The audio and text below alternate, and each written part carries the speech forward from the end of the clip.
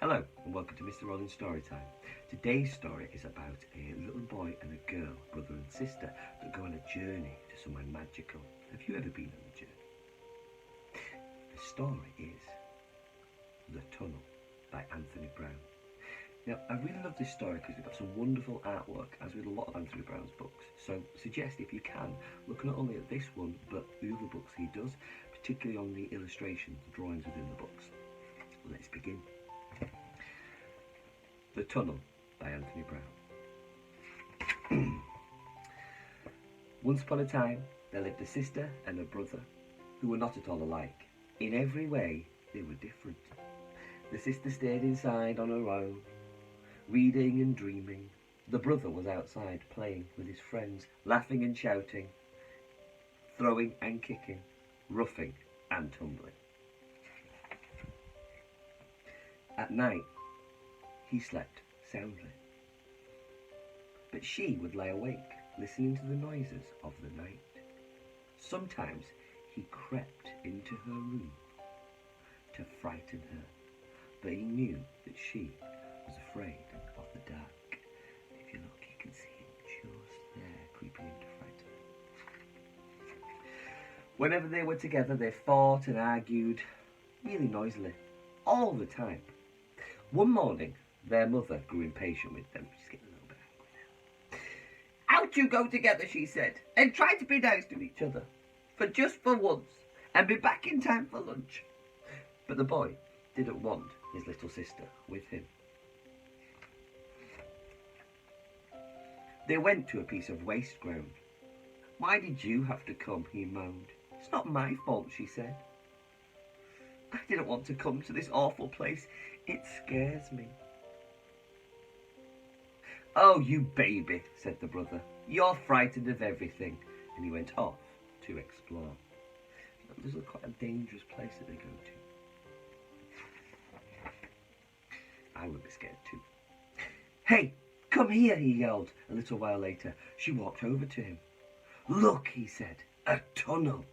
Come on, let's see what's inside. Come on, let's see what's at the other end. No, you mustn't, she said. There might be witches or goblins or anything down there. Don't be so wet, said her brother. That's kid stuff. We have to be back in time for lunch, she said. But he's already going. His sister was frightened of the tunnel, and she was waiting for him to come out again. She waited and she waited, but he did not come back. She was close to tears. What could she do? She had to follow him into the tunnel. And if you look, she's left her reading book. I wonder what she was reading. The tunnel was dark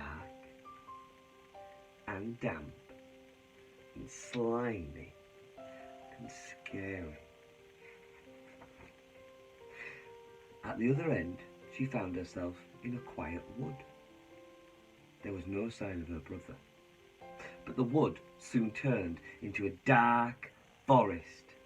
She thought about wolves and giants and witches and wanted to turn back, but she could not, for what would become of her brother if she did? But now she was very frightened, and she began to run faster and faster through the wood. Look at the pictures of the wood. Some lovely drawings. Now, this is one of my favourite pictures in all of Anthony Browne's books. If you look, you might be able to see the creatures in the wood. One more time. Did you see them? There's a bear here. Scary, scary bear. There's a pig or a boar's head just here. And she looks a little bit like another character from a fairy tale. Did you get which one? Little Red Riding Hood, yes. And there's a wolf just here in the tree, looking over her. Let's continue. Just when she thought she could run no further, she came to a clearing. That's where there's no trees, they're all cut down. there was a figure, as still as stone. It was her brother. Oh no, she sobbed. I'm too late. There's her brother. She threw her arms around the cold, hard form and wept. Very slowly, the figure began to change colour, becoming softer and warmer. Then little by little, it began to move. Her brother was there. Rose, I knew you'd come, he said. They ran back through the forest, through the wood, into the tunnel, and out again, together.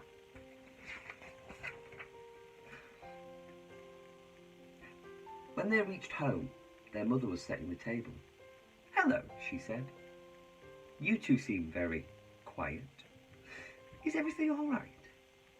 Rose smiled at her brother, and Jack smiled back. The end.